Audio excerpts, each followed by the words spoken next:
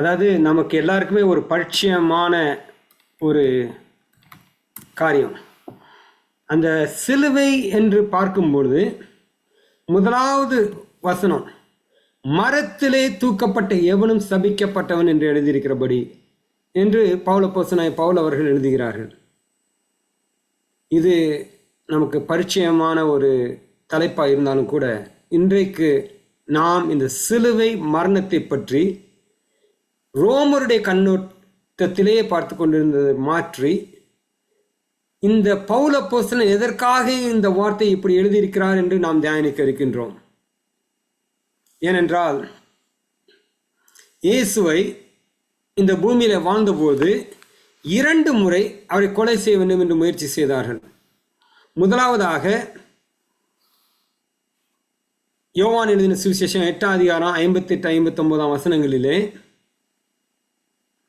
அதற்கு இயேசு, ஆபிரகாம் உண்டாகிறதற்கு முன்னே நான் இருக்கிறேன் என்று மெய்யாகவே உங்களுக்கு சொல்லுகிறேன் என்றார். அப்பொழுது அவர் மேல் எறியும்படி கல்லுகளை எடுத்துக்கொண்டார்கள். இவர்கள் எதற்காக அவரை கல்லெறிந்து கொள்வதற்காக முயற்சி செய்தார் என்று பார்ப்போம் என்றால், அவர் நான் இருக்கிறவராகவே இருக்கிறேன் என்ற அந்த வார்த்தையை சொன்னது நிமித்தமாக, இவர் தன்னை தேவனுக்கு சமப்படுத்த நிமித்தமாக அவரை கல்லெறிந்து கொள்ளும்படி கற்களை எடுத்துக்கொண்டார்கள் என்று வாசிக்கின்றோம். 2வது முறையாக அவரை மறுபடியும் கல்லெறிந்து கொள்வதற்கு முயற்சி செய்கின்ற ஒரு தருணத்தை பார்ப்போம். யோவான் எழுதின சுவிசேஷம் 10ஆம் அதிகாரம் 30ஆம் வசனம், 31ஆம் வசனம், நானும் பிதாவும் ஒன்றாய் இருக்கிறோம் என்றார். அப்பொழுது யூதர்கள் மறுபடியும் அவர் மேல் கல்லெறியும்படி கல்லுகளை எடுத்துக்கொண்டார்கள். இந்த முறை நானும் பிதாவும் ஒன்றாய் இருக்கிறோம் என்று சொல்லும் பொழுது அவர்கள் இவர் தன்னை தேவனுக்கு சமப்படுத்தினால் அவரை கொல்லுவதற்கு மிருகம் கல்லுகளை எடுத்துக்கொண்டார் என்று பார்க்கின்றோம். சாதாரண ஒரு மனிதன், தங்களோடு வாழ்ந்து வந்த ஒருவர், ஒரு தச்சனுடைய மகன், இவன் எப்படி தன்னை தேவனுக்கு சமப்படுத்தி பேசலாம் என்று சொல்லி அவர் மேல் கல்லெறியும்படி கல்லுகளை எடுத்துக்கொண்டார்கள் என்று வாசிக்கின்றோம். ஏன் இவர்கள் கல்லுகளை எடுத்துக்கொண்டார்கள்? எதற்காக இந்த முறைமையை கையாண்டார்கள் என்று பார்ப்போம் என்றால், பழைய ஏற்பாட்டின் லேவியராக 24ஆம் அதிகாரம் 16ஆம் வசனத்திலே, கர்த்தருடைய நாமத்தை தூஷிக்கிறவன் கொலை செய்யப்பட வேண்டும், சபையார் எல்லாரும் அவனை கல்லெறிய வேண்டும், பரதேசியானாலும் சுதேசியானாலும் கர்த்தரின் நாமத்தை தூஷிக்கிறவன் கொலை செய்யப்பட வேண்டும். இந்த வார்த்தையின்படி அவர் தன்னை தேவனுக்கு சமப்படுத்தி பேசினதினால் அவரை கல்லெறிந்து கொள்வதற்கு அவர்கள் 2 முறை முயற்சி செய்தார்கள். அப்படி முயற்சி செய்த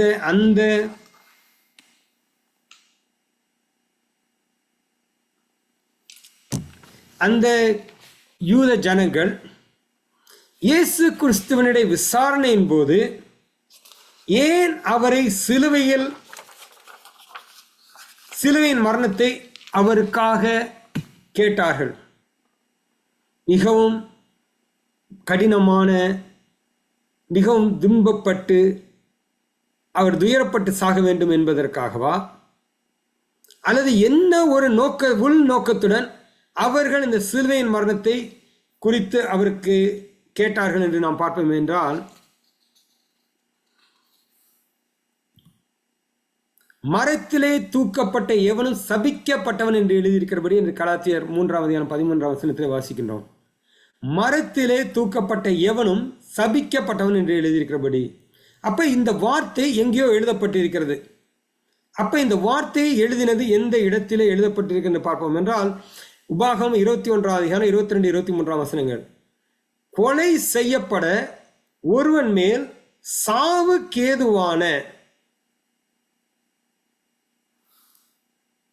சாவுக்கு பாத்திரமான பாவம் உண்டாயிருக்க அவனை கொலை செய்யும்படி மரத்திலே தூக்கி போடுவாயானால் இரவிலே அவன் பிரேதம் மரத்திலே தொங்கலாகாது, அந்நாளிலே தானே அதை அடக்கம் பண்ண வேண்டும். தூக்கி போடப்பட்டவன் தேவனால் சபிக்கப்பட்டவன். ஆகையால் உன் தேவனாய் கர்த்தர் உனக்கு சுதந்திரமாக கொடுக்கும் உன் தேசத்தை தீட்டுப்படுத்தாயாக.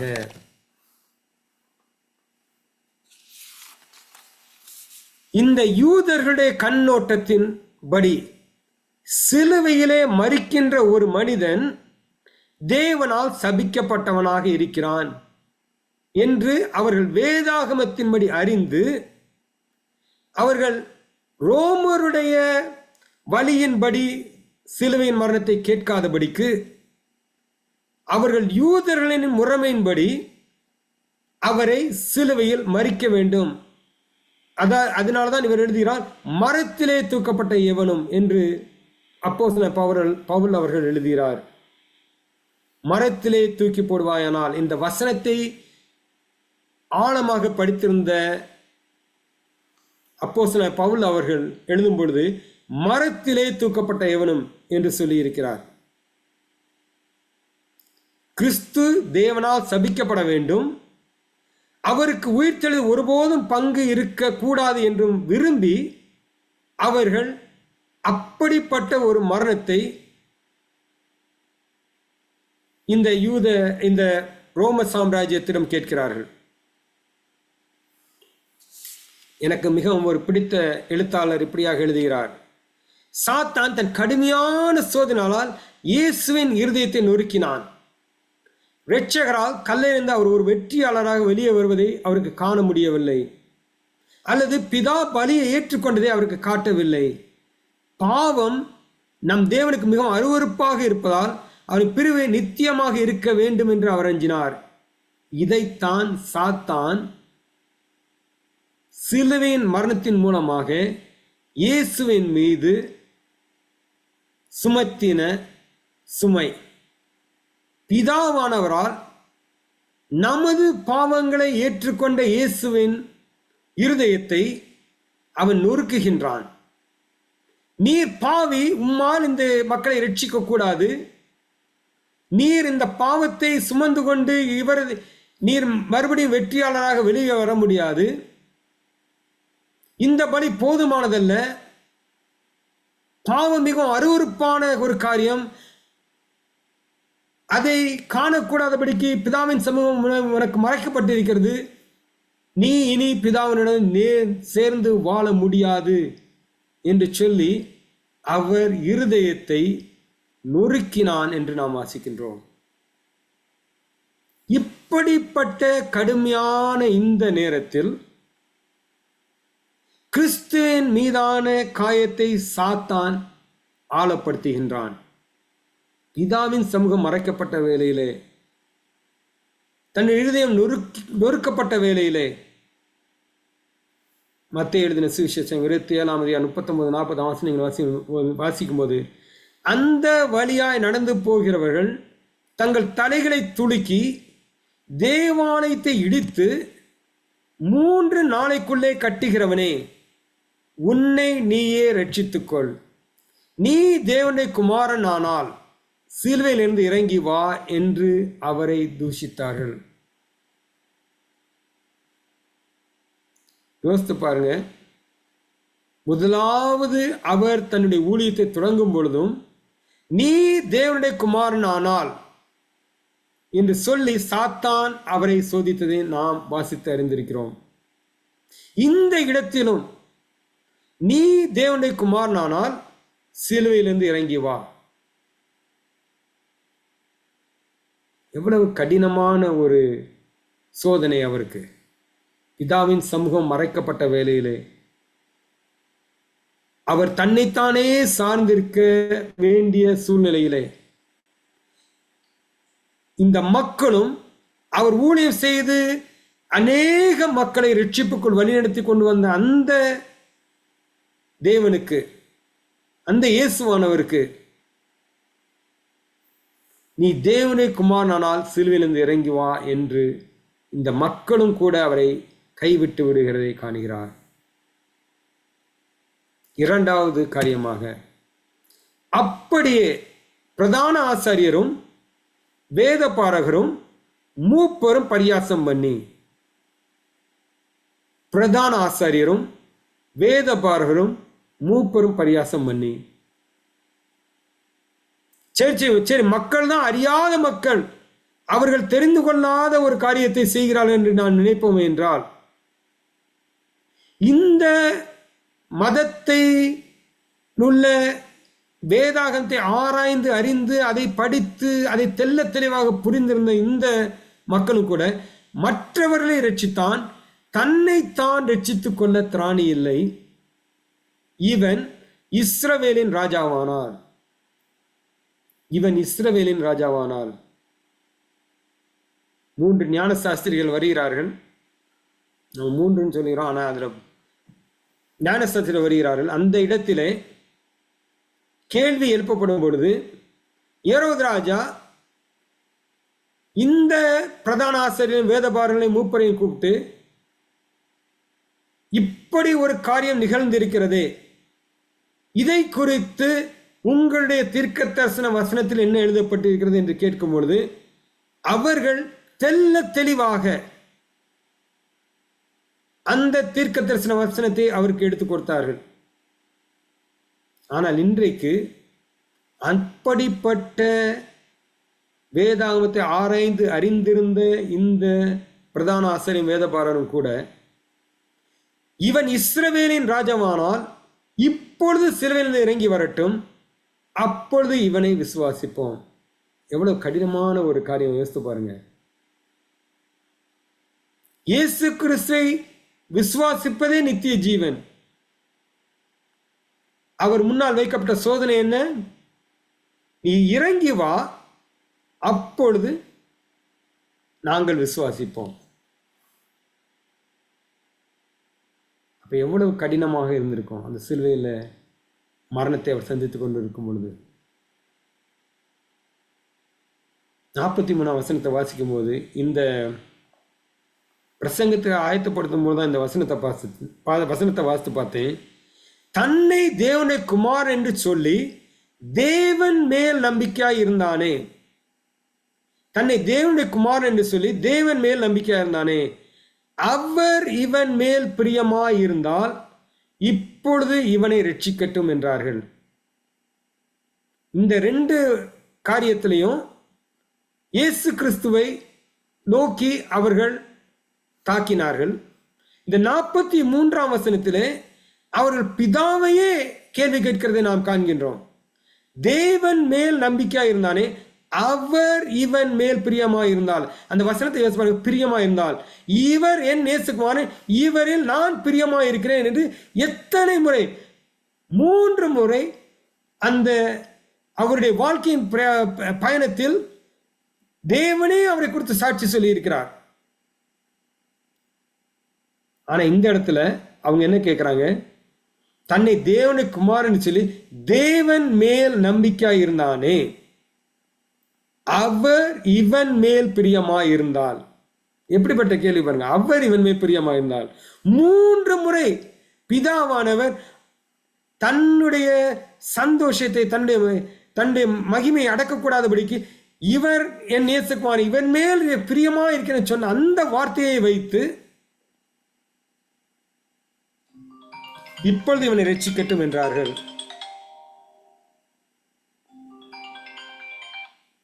சாரி,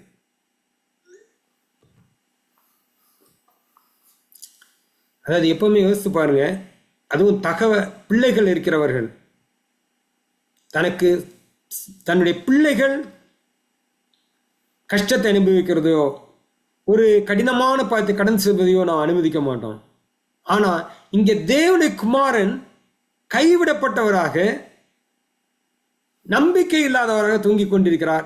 ஆனால் அவர்கள் என்ன, அவர் இவன் மேல் பிரியமாயிருந்தால் இப்பொழுது இவனை ரட்சிக்கட்டும் என்றார்கள். கடைசியாக அவரோட கூட சிலுவைகளில் அறையப்பட்ட கல்லரும் அந்தப்படியே சிலுவையிலிருந்து இறங்கி வா என்று சொல்லி அவரை நிந்தித்தார்கள். கல்லர்களும் கூட, அவரோடு கூட சிலுவையில் அறையப்பட்ட மக்களும் கூட அவரை நிராகரித்ததை நாம் காண்கின்றோம். பிதாவின் சமூகம் மறைக்கப்பட்ட வேலை. மக்களால் கைவிடப்பட்ட நிலை. வேதாகமத்தை ஆராய்ந்து அறிந்து அதனுடைய தீர்க்கதரிசன வசனங்களின் ஆழங்களை அறிந்த மக்கள் கல்வரில் ஒரு வாராய் தொங்கிக் கொண்டிருக்க அந்த கல்லர்களும் கூட அவரை நிந்தித்தார்கள் என்று பார்க்கின்றோம்.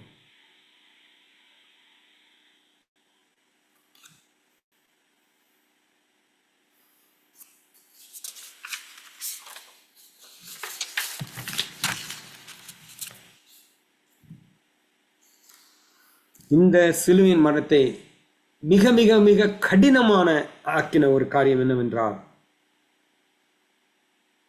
யோவான் எழுதின சுவிசேஷம் 10ஆம் அதிகாரம் 17-18 வசனத்தில் இதை வாசிக்கின்றோம். நான் என் ஜீவனை மறுபடியும் அடைந்து கொள்ளும்படிக்கு அதை கொடுக்கிறபடியினால் பிதா என்னில் அன்பாய் இருக்கிறார்.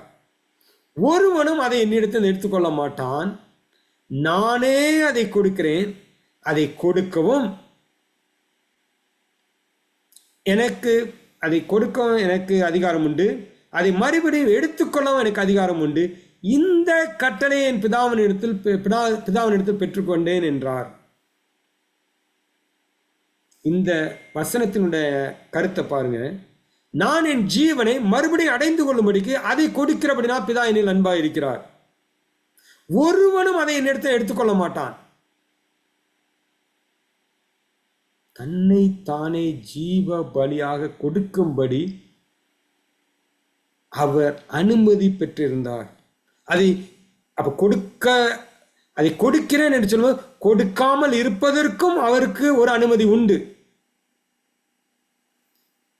ஏன்னா எப்பவுமே இயேசு கிறிஸ்துவால பாவம் செய்ய முடியாது என்று நினைத்தோம்னா அவர் நம்மை மனுக்குலத்தை ரட்சிக்க அவருக்கு தகுதி கிடையாது. ஏன்னா நாம பாவம் தான் செய்யறோம், நம்ம பாவத்திலிருந்து தப்பிக்க முடியாது. ஆனா அவர் பாவம் செய்ய தகுதி உள்ளவராய் இருந்த போதிலும் அவர் பாவம் செய்யாதபடிக்கு அதை மேற்கொண்டார் என்று நாம் வாசித்து அறிய வேண்டும். ஒருவனும் அதை என்னிடத்தில் எடுத்துக்கொள்ள மாட்டான், நானே அதை கொடுக்கிறேன். அதனால் தான் அவரோடு அறையப்பட்ட 2 கல்லர்களும் கூட அந்த சிலுவையின் மரணத்திலே அவர்கள் இன்னும் பாடு அனுபவித்துக் கொண்டிருக்கும் போது கிறிஸ்துவானவர் தன் ஜீவனை கொடுத்து இந்த உலகத்திற்காக ஜீவபலியாக பலியானார் என்று வாசிக்கின்றோம்.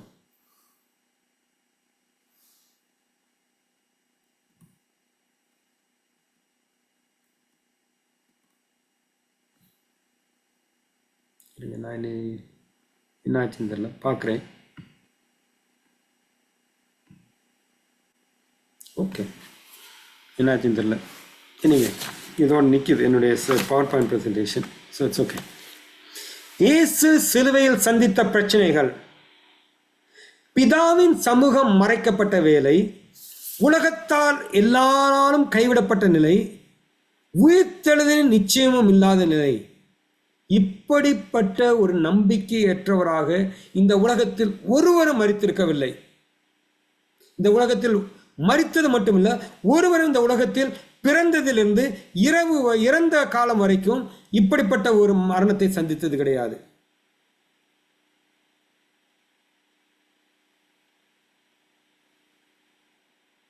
கிறிஸ்துவின் மரணத்திற்கும் நம்முடைய மரணத்திற்கும் மிகப்பெரிய வேறுபாடு என்னவென்றால், நாம் யாராவது மரித்து போனால் அவர்களை அடக்கம் செய்யும் பொழுது என்ன சொல்கின்றோம்?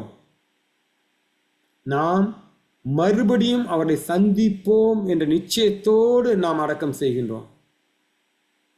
அவர்கள் மரித்து போனாலும் அவர்களை மறுபடியும் ஜீவனுள்ளவர்களாக நாம் காண்போம் என்ற விசுவாசம் நமக்குள் இருக்கிறது. ஆனால் கிறிஸ்துவானவரோ நமது சாபத்தை சுமந்தவராக, நமது பாவத்தின் சாபத்தை சுமந்தவராக அவர் மரணத்திற்கு தன்னை ஒப்பு கொடுக்கும் பொழுது இந்த மரணத்திலிருந்து தன்னை தப்புவிக்க வல்லவர் ஒருவர் உண்டு என்ற விசுவாசத்தோடு இறந்தாரே ஒழிய, அவருடைய உடலில் உள்ள எல்லா அணுக்களும் சொல்லுகின்றன, நீ இனி மரித்து போவாய். அதாவது உணர்வுகள் எவ்வளவு நம்முடைய வாழ்க்கையிலுடைய காரியங்களை வழிநடத்தி செல்லும் என்று பார்ப்போம் என்றால், எனக்கு ரொம்ப பிடிச்சமான ஒரு காரியம் என்னன்னா, JFK junior, John F Kennedy junior ஒரு ட்ரக் எடுத்துட்டு அவர் தன்னுடைய பிளேனை ஓட்டிட்டு வர்றாரு. அவருடைய இன்ஸ்ட்ருமெண்ட் எல்லாம் சொல்லுது, அவருக்குரிய அந்த எல்லா இன்ஸ்ட்ருமெண்ட்டும் சொல்லுது, நீ நல்லபடியா பறந்து கொண்டிருக்கிறாய் என்று சொல்லி. அவர் அந்த இன்ஸ்ட்ருமெண்ட்டை நம்பல.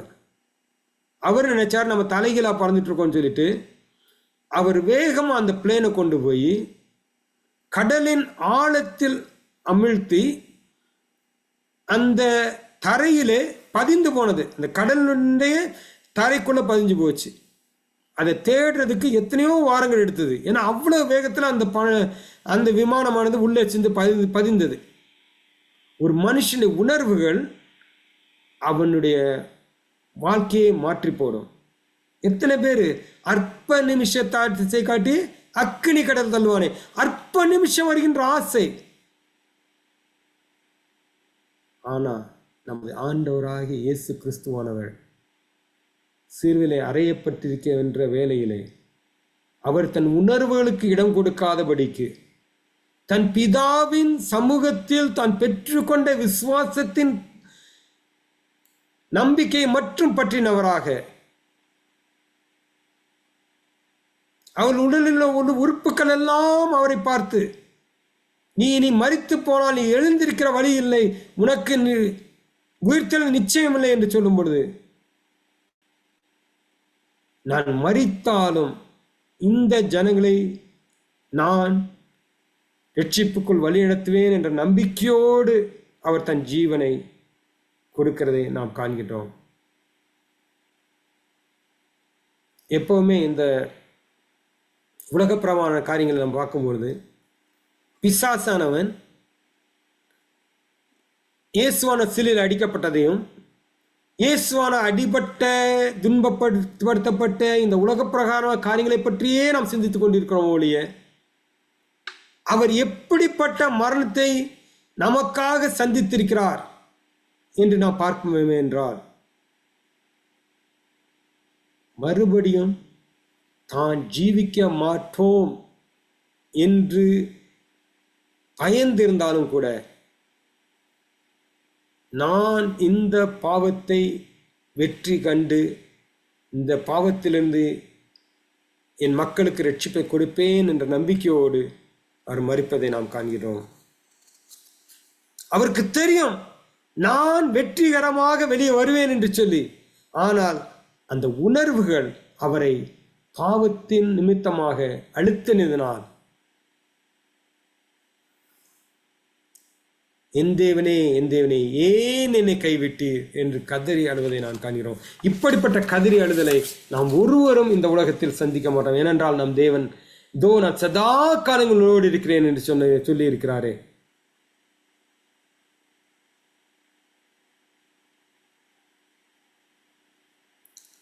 இயேசுவின்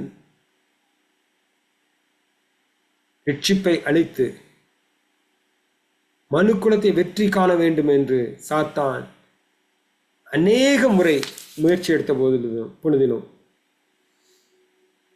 இயேசுவானவரோ தன் விசுவாசத்தின் நற்பலனை காத்துக்கொண்டு நம்மை பாவத்தின் அடிமைத்தனத்தின் நுகத்திலிருந்து விடுதலை பெற்றார்.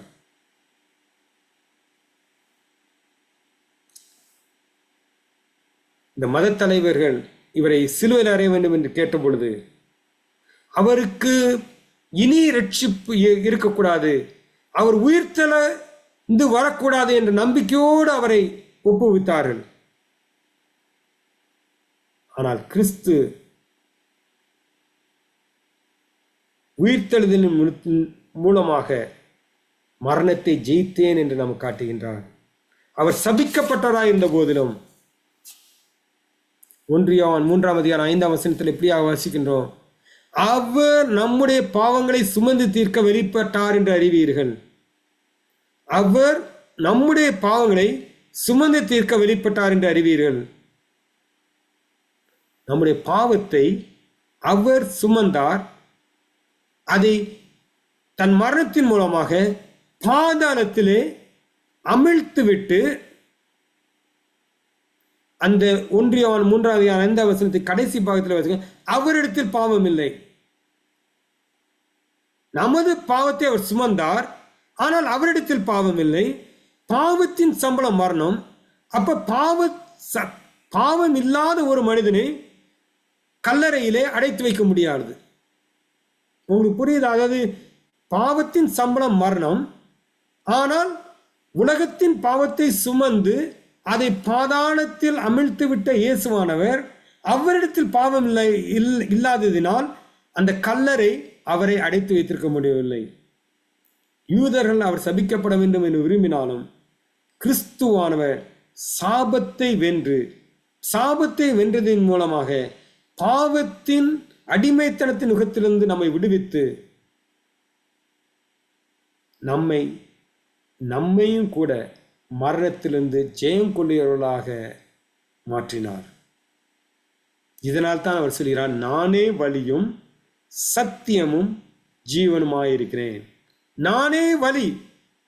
ஏன்னா எப்பவுமே சொல்லுவாங்க, இதென்ன இயேசுவானர் மட்டும் அவர் ஒருத்தர் தான் வழியா? ஆமா, நிச்சயமாக ஆணித்தரமாக இந்த உலகத்தில் உள்ள எல்லா மதங்களையும் எடுத்து வாசித்து பாருங்க. எந்த மதத்தில் உள்ள எந்த ஒரு தேவர்களும் மனு குலத்திற்காக வந்து அவருடைய பாவத்திற்காக மரித்து மனு குலத்தை பாவத்திலிருந்து மீட்கவில்லை. பயங்கரமான யுத்தங்கள் நடக்கும். நன்மைக்கும் தீமைக்கும் பயங்கரமான யுத்தம் நடக்கும். ஆனா அந்த யுத்தம் எப்படி நம்ம முடியும்? நல்லவர்கள் தீயவர்களை அழிப்பார்கள். ஆனா ஆண்டவர் என்ன சொல்றாருன்னா, எல்லாருமே தீயவர்கள் தான். இந்த பூமியில ஒருத்தரும் நன்மை செய்கிற ஒருவனாகிலும் இல்லை என்று வசனம் சொல்லுகிறது. எல்லாரும் அடிமைத்தனத்தின் முகத்துக்கு உட்பட்டவர்கள். ஆனா இயேசுவானவரோ நம்முடைய பாவங்களை சுமந்து தீர்த்தது நிமித்தமாக அவர் பாவம் இல்லாதவராக மரித்ததினாலே அவர் பாவத்தை ஜெயித்தார். அவர் இந்த உலகத்தை வென்று வெற்றிகரமாக பரலோகத்திற்கு திரும்பினார். நாம் அவருடன் இணைக்கப்படும் பொழுது நாமும் கூட அவர் இருந்த இடத்திற்கு சென்று அவருடன் இருக்க முடியும். நாம் அவரை ஏற்றுக்கொண்டு அவருக்கு கீழ்ப்படிந்தால் அவருடைய இரண்டாம் வருகையில் நாம் அவரோடு கூட காணப்படுவோம். ஏனென்றால் அவர் மரித்த அந்த மரணத்திலே நாமும் பங்கெடுத்திருக்கிறவர்களாக காணப்படுவோம். அப்படி அவரோடு மரித்தவர்களாக நாம் காணப்படும் போது நாமும் கூட அவரோடு கூட உயிர்த்தெழுதலில் பங்கெடுக்கிறவர்களாக காணப்படுவோம். கிறிஸ்துவானவர் சாதாரண மனிதனை போல மரிக்கலங்க. நாமெல்லாம் இன்னைக்கு எந்த ஒரு சுவிசேஷத்தை இயேசுவானவர் மரணத்தை குறிப்பிட்டு சொல்லும்போது எந்த இடத்தையும் பாருங்க, எல்லா இடத்திலும் அவன் நித்திரையாய் இருக்கிறான். லாசரை பத்தி மட்டும் சொல்லும்போது அவர் சொல்ல அவன் நித்திரையா இருக்கிறான். உடனே இவங்கெல்லாம் சொல்லுவாங்க, ரொம்ப நல்லதாயிடுச்சு, அவனுக்கு ரொம்ப நல்லதாயிரும் அப்படின்னு சொல்லும்போது அப்பதான் அவன் மரித்து போனான்ங்கிற வார்த்தையை மக்கள் புரிந்து கொள்வதற்காக இயேசுவான் உபயோகப்படுத்துவாருடைய ஆதி ஆகமத்திலிருந்து வெளிப்படுத்தினது வரைக்கும் கொடுக்கப்பட்டிருக்கிறது. எல்லாமே மரணத்துக்கு ஒப்பு கொடுக்கப்பட்ட எல்லாருமே நாம் நித்திரையாய் இருக்கிறோம். நித்திரையாய் இருக்கிறவர்களை எழுப்ப முடியும். ஆனா நம்முடைய தேவன் இயேசுவானவர் நமக்காக தன்னை மரணத்திற்கு ஒப்பு கொடுக்கும் பொழுது மனிதர்கள் நம்மை போல மரணத்திற்கு ஒப்பு கொடுக்காதபடிக்கு அவர் நித்தியமாக தன் பிதாவினிடத்திலிருந்து பிரியக்கூடிய அந்த பாவத்தின் சம்பளம் மரணம் என்ற மரணத்தை ருசி பார்த்தது நிமித்தமாக அவர் நம்மை ரட்சிக்க வல்லவராயிருக்கிறார். நானே வழி. வேற யாரும் கிடையாதுங்க இந்த உலகத்துல. வேற யாருமே நமக்காக மரிக்கவில்லை. உலகில் எல்லா தேவர்களும் எல்லா யுத்தங்களும் நன்மைக்கும் தீமைக்குமாகவே இருந்திருக்கிறது ஒழிய இயேசுவான ஒருவர் தான் எல்லோரும் தேவ மகிமையற்றவர்களாகி என்று சொல்லி நாம் ஒவ்வொருவரையும் மகிமையுள்ளவர்களாக மாற்றும்படிக்கு, நம்மை பரிசுத்தம் உள்ளவர்களாக மாற்றும்படிக்கு, நம்மை நித்திய ஜீவனுக்குள் வழி நடத்தும்படிக்கு தன்னைத்தானே பலியாக கொடுத்திருக்கிறார். இப்படிப்பட்ட நல்ல வாக்கியத்தை நாம் இழந்தவர்களாக காணப்படாதபடிக்கு நாம் ஒவ்வொருவரும் அவருக்கு கீழ்ப்படிந்து, அவருடைய வார்த்தைக்கு கீழ்ப்படிந்து, அவரோடு கூட இணைக்கப்பட்ட ஒரு ஜீவித்தை ஜீவிக்கும் பொழுது நாமும் அவருடைய வருகையின் நாட்களிலே அவரோடு கூட இருந்து அவரை சந்திப்போம் என்ற நிச்சயத்துடன் நாம் ஒவ்வொருவரும் இந்த வாழ்க்கையை கடந்து செல்ல கர்த்தர் தாமே நம் ஒவ்வொரு கிருபை செய்வாராக. ஆமென்.